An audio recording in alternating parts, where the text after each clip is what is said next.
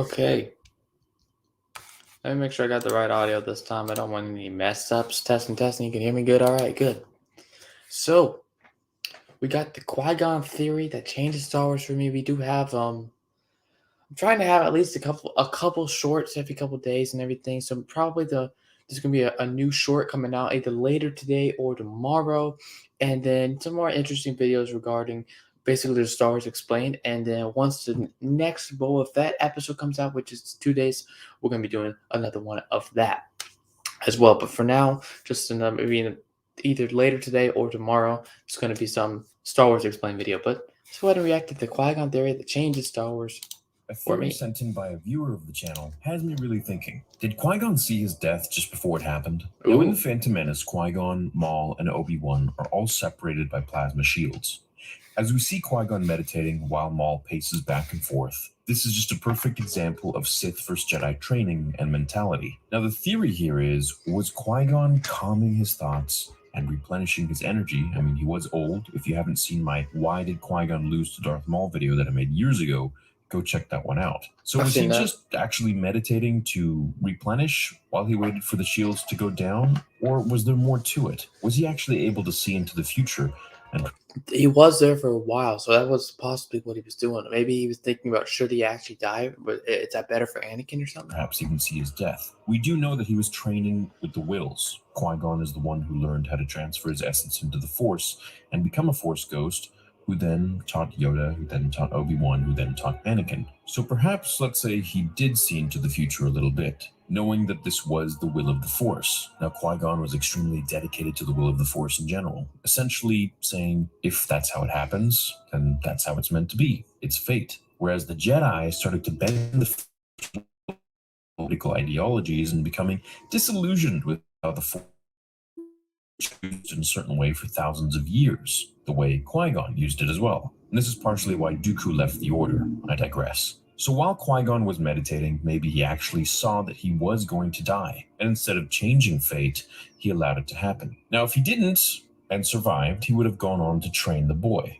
and Anakin Skywalker wouldn't have turned to the dark side. Well, I mean, he might have. I fully believe that, just like Dave Filoni said. He'd have had Qui-Gon Dave Filoni did say that. Discuss all of his issues, including his dreams about his mother's suffering and Padme dying. I believe Qui-Gon could have made Anakin the Jedi Master everyone hoped he would have become. But then what? Anakin would go on to lead the Jedi Order for the rest of his years, training many Jedi and protecting the galaxy. That wasn't balance like the Force wanted. It was what the Jedi wanted. It was their prophecy, not the true prophecy of the Force, which in the end did bring the final end of the Sith. See, I think in order for there to have been some sort of balance, it wasn't for Anakin to live, but for him to actually die. I think Anakin was always destined I don't know about that. To turn to the dark side.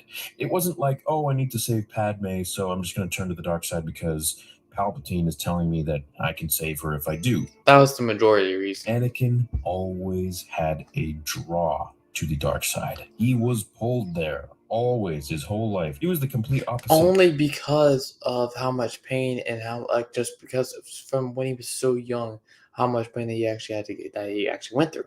That's the main reason. And he was always, hold it back.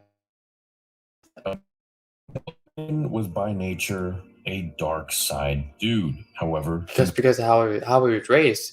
On the other end, if he was raised on Naboo, could be a difference. Wanted to be in the light because he felt that was the better choice. He had a affinity to turn to the dark side. It was like he was constantly trying not to use his emotions and anger when he would fight. Whereas Kylo was always forcing himself to be more evil. It didn't really come all that naturally for him. It's like he was making decisions. This darkness in Anakin was there all along, and it was in him waiting to take over, kind of like a symbiote. And once the right circumstances arrived, such as Padme needing to be saved and Palpatine having the answer, his darkness fully enveloped him, and he became Darth Vader. So maybe Qui-Gon knew that if he did indeed stall until Obi-Wan joined him to fight Maul, that he would be acting against the will of the Force entirely. Maybe he knew that Obi-Wan would fail, and it must be no other way. For if he was alive, so many things would have changed. Luke probably would have been raised at the Jedi Temple, assuming Anakin still had kids, and Palpatine would have perhaps manipulated Luke or Leia. If he couldn't have Anakin, then I mean he'd have their children turn into Sith Lords from a younger age, which probably would have been even more devastating, and not because they would have been more powerful than full power potential Anakin, but I say it's more devastating because Anakin would have died for them, kind of like Han Solo did for Kylo, which, yeah, was stupid writing in my opinion, but I feel Qui-Gon may have seen different outcomes that we're not aware of, kind of like Doctor Strange saw millions of different outcomes in Infinity War. Now, of course, this is just my mind doing its thing, and I think it's an interesting theory to think about, but I imagine the untold story of what Qui-Gon saw during this brief meditation could be rewritten someday, and heck, that could be kind of cool. It would just add to his overall arc by making him sacrificial for the greater good. Things always have to get worse before they get better. Nothing ever just starts great and ends up greater. That's not real life, and it's not proper storytelling in my opinion. I hope you guys enjoyed this theory. Shout out to the viewer who came up with this thought-provoking question. Great job, man. Hope you all have a great rest of your day, and I'll catch you in the next video on Star Wars Theory. Until then, remember, the Force will be with you. Interesting theory about Qui-Gon.